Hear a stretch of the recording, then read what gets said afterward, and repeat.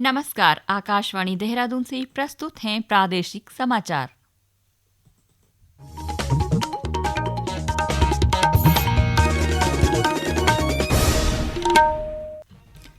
राज्य के शहरों में इलेक्ट्रिक वाहनों को प्रोत्साहन देने के लिए शॉपिंग मॉल में ईवी चार्जिंग स्टेशन लगाए जाएंगे। राष्ट्रीय खेल पुरस्कारों की घोषणा। डी गुकेश, मनु भाकर, हरमनप्रीत सिंह और प्रवीण कुमार को मेजर ध्यानचंद खेल रत्न पुरस्कार दिया जाएगा। शीतकालीन चारधाम यात्रा के प्रति तीर्थयात्रियों में उत्साह। 35,000 से अधिक श्रद्धालुओं ने अब तक विभिन्न तीर्थ स्थलों के दर्शन किए और दिसंबर में यूपीआई के माध्यम से 23 लाख करोड़ रुपए से अधिक के 16 अरब 50 करोड़ से ज्यादा वित्तीय लेन देन किए गए। प्रादेशिक समाचारों के साथ मैं नीता कांडपाल और अब समाचार विस्तार से। मुख्य सचिव राधा रतूड़ी की अध्यक्षता में हुई बैठक में नेशनल क्लीन एयर प्रोग्राम के तहत शहरों की हवा को स्वच्छ बनाने के लिए कई अहम निर्णय लिए गए।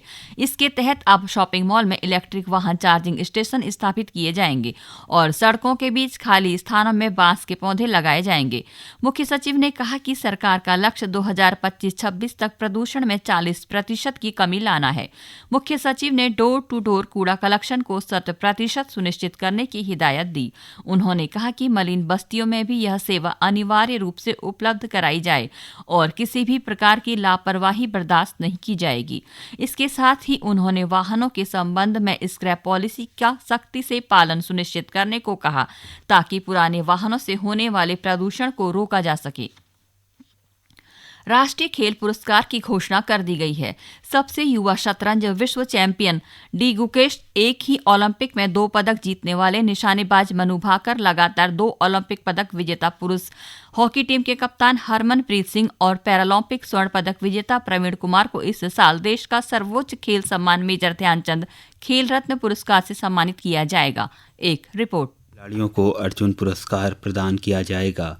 इनमें धावक ज्योति याराजी, मुक्केबाज नीतू और स्वीटी, शतरंज खिलाड़ी वंतिका अग्रवाल, हॉकी खिलाड़ी सलीमा टेटे, अभिषेक, संजय, जर्मनप्रीत और सुखजीत शामिल हैं। पैरा तीरंदाज राकेश कुमार, पैरा एथलीट प्रीति पाल, दीप्ति जीवनजी, अजीत सिंह और सचिन खिलाड़ी को भी अर्जुन पुरस्कार दिया जाएगा। भारत के पहले पैरालंपिक स्वर्ण पदक विजेता पैरा तैराक मुरलीकांत पेटकर और 1970 और 1974 के एशियाई खेलों के पदक विजेता एथलीट सुचा सिंह को अर्जुन पुरस्कार लाइफ टाइम से सम्मानित किया जाएगा। Para shooting coach Subhash Rana, shooting coach Deepali Deshpande, hockey coach Sandeep Sangwan, badminton coach S Muralidharan और फुटबॉल कोच अरमांडो एग्नेलो कोलासो को द्रोणाचार्य पुरस्कार प्रदान किया जाएगा। Physical education foundation of India को राष्ट्रीय खेल प्रोत्साहन पुरस्कार दिया जाएगा। पुरस्कार विजेता इस महीने की 17 तारीख को राष्ट्रपति भवन में एक समारोह में राष्ट्रपति द्रौपदी मुर्मू से पुरस्कार प्राप्त करेंगे। उत्तराखंड में होने जा रहे 38वें राष्ट्रीय खेलों का रोमांच अब हर किसी की जुबां पर होगा। राष्ट्रीय खेल एंथम आन बान शान ले, शौर्य का प्रमाण ले जल्द ही मोबाइल की रिंगटोन और एफएम पर गूंजेगा। भारत संचार निगम लिमिटेड को इस संबंध में पत्र भेजा जा रहा है। खेल सचिवालय ने प्रचार को नए आयाम देने के लिए सफाई वाहनों और एफएम रेडियो के जरिए भी एंथम प्रसारित करने की योजना बनाई है। खास बात यह है कि इस एंथम का 30 सेकंड का वर्जन हर जगह सुनाई देगा। अपर मुख्य सचिव आनंद वर्धन की अध्यक्षता में हुई बैठक में चारधाम यात्रा की व्यवस्थाओं पर विस्तार से चर्चा की गई। तीर्थ पुरोहित संघ, होटल एसोसिएशन और अन्य हितधारकों ने यात्रा को सुगम बनाने के लिए सुझाव दिए। बैठक में तीर्थ स्थलों पर बेहतर कनेक्टिविटी, पार्किंग, स्वच्छता और सुरक्षा पर जोर दिया गया। चारधाम यात्रा प्राधिकरण के प्रस्ताव पर भी विचार किया गया। अपर मुख्य सचिव ने कहा कि यात्रा के सफल संचालन के लिए सभी विभागों को समन्वय से काम करना होगा। मुख्यमंत्री पुष्कर सिंह धामी ने 17वें कृषि विज्ञान सम्मेलन के पोस्टर का विमोचन किया। यह सम्मेलन 20 से 22 फरवरी 2025 को गोविंद बल्लभ पंत कृषि एवं प्रौद्योगिकी विश्वविद्यालय पंतनगर में आयोजित होगा। कुलपति प्रोफेसर एमएस चौहान ने बताया कि इस महाकुंभ में 50 से अधिक देशों के 4000 प्रतिनिधि हिस्सा लेंगे। सम्मेलन में digital agriculture, smart life stock farming, कुपोषण से मुक्ति जैसे विषयों पर चर्चा होगी। इस दौरान एक भव्य कृषि प्रदर्शनी भी आयोजित की जाएगी जिसमें 200 से अधिक संस्थान भाग लेंगे। ये समाचार आकाशवाणी के देहरादून केंद्र से प्रसारित किए जा रहे हैं। उत्तराखंड में पर्यटन को नई ऊंचाइयों पर ले जाने के लिए शीतकालीन चारधाम यात्रा एक महत्वपूर्ण पहल साबित हो रही है। मुख्यमंत्री पुष्कर सिंह धामी ने टिहरी जिले के धनौल्टी स्थित सुरकंडा देवी मंदिर में पूजा अर्चना के बाद कहा कि यह यात्रा राज्य के लिए एक बड़ा अवसर है। इस वर्ष अब तक 35,000 से अधिक श्रद्धालु विभिन्न तीर्थ स्थलों का दौरा कर चुके हैं। यह संख्या लगातार बढ़ रही है, जिससे प्रदेश की अर्थव्यवस्था को मजबूती मिलेगी। शीतकालीन यात्रा एक हमारा नया अध्याय शुरू हुआ है और ये हमारे पूरे उत्तराखंड के लिए एक बहुत बड़ी स्कीम साबित होगी आने वाले समय में। और हमारे जो लोग केवल जिस समय यात्रा चलती है उसी समय काम होता है और 6 महीने जो है उनका सब बंद रहता है, सारा कारोबार बंद हो जाता है। तो शीतकालीन यात्रा इस बार जो प्रारंभ की है उसके बहुत अच्छे अनुभव आए हैं और 35,000 से भी ज्यादा लोगों ने अभी तक शीतकाल में विभिन्न स्थानों के दर्शन किए हैं और ये संख्या लगातार बढ़ रही है और हमने उसके लिए सारे इंतजाम किए हुए हैं।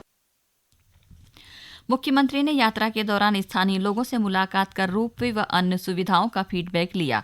उन्होंने कहा कि यात्रा को सुगम और सुरक्षित बनाने के लिए सभी आवश्यक प्रबंध किए गए हैं।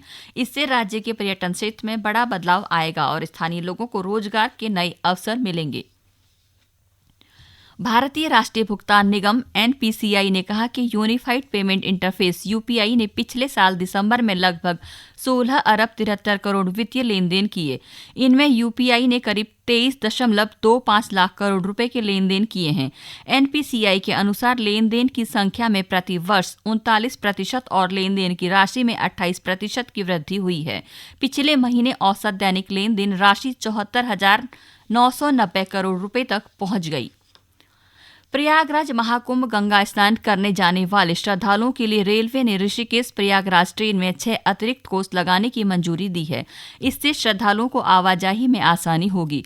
मुरादाबाद मंडल के वरिष्ठ मंडल वाणिज्यिक प्रबंधक आदित्य गुप्ता ने बताया कि प्रयागराज से योगनगरी ऋषिकेश अप एक्सप्रेस में 12 जनवरी से 27 फरवरी तक, योगनगरी ऋषिकेश से प्रयागराज डाउन एक्सप्रेस में 13 जनवरी से 28 फरवरी तक 6 कोच अधिक लगाए जाएंगे।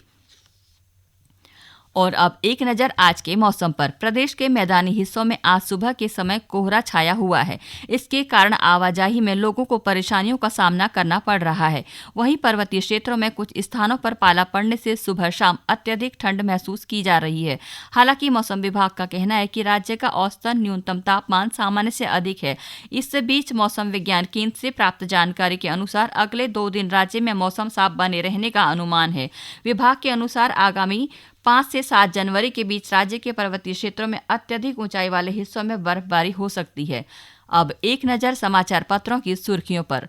राष्ट्रीय खेल पुरस्कारों की घोषणा को सभी समाचार पत्रों ने प्राथमिकता के साथ स्थान दिया है। अमर उजाला लिखता है कि मनु भाकर, गुकेश, हरमनप्रीत व प्रवीण बने खेल रत्न। ओलंपिक पदक विजेता स्वप्निल, अमन, सरबजोत समेत 32 को अर्जुन पुरस्कार राष्ट्रपति 17 जनवरी को करेंगे सम्मानित। गृह मंत्री अमित शाह ने दिया कश्मीर का नाम बदलने का संकेत। खबर को आज के सभी प्रमुख समाचार पत्रों ने प्रकाशित किया है। अमित शाह के हवाले से अमर उजाला लिखता है, कश्मीर भारत का अभिन्न अंग, हमने जो गंवाया हासिल करके रहेंगे।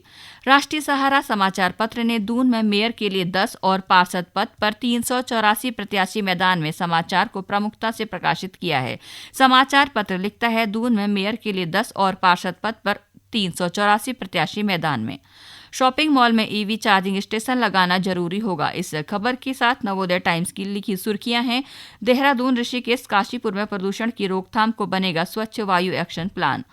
शहर में स्कूली वाहनों व अंधेरी सड़कों का होगा सेफ्टी ऑडिट। आरटीओ प्रवर्तन ने बनाई कार्य योजना। इस खबर पर दैनिक जागरण ने लिखा है कि दुर्घटनाएं रोकने के लिए अंधेरी सड़कों व ब्लैक स्पॉट की बनाई जाएगी रिपोर्ट। अंत में मुख्य समाचार एक बार फिर। राज्य के शहरों में इलेक्ट्रिक वाहनों को प्रोत्साहन देने के लिए शॉपिंग मॉल में ईवी चार्जिंग स्टेशन लगाए जाएंगे। राष्ट्रीय खेल पुरस्कारों की घोषणा। डी गुकेश, मनु भाकर, हरमनप्रीत सिंह और प्रवीण कुमार को मेजर ध्यानचंद खेल रत्न पुरस्कार दिया जाएगा। शीतकालीन चारधाम यात्रा के प्रति तीर्थ यात्रियों में उत्साह। 35,000 से अधिक श्रद्धालुओं ने अब तक विभिन्न तीर्थ स्थलों के दर्शन किए। और दिसंबर में यूपीआई के माध्यम से 23 लाख करोड़ रुपए से अधिक के 16 अरब 50 करोड़ से ज्यादा वित्तीय लेन देन किए जाएं। इसके साथ ही समाचारों का ये अंक समाप्त हुआ। नमस्कार।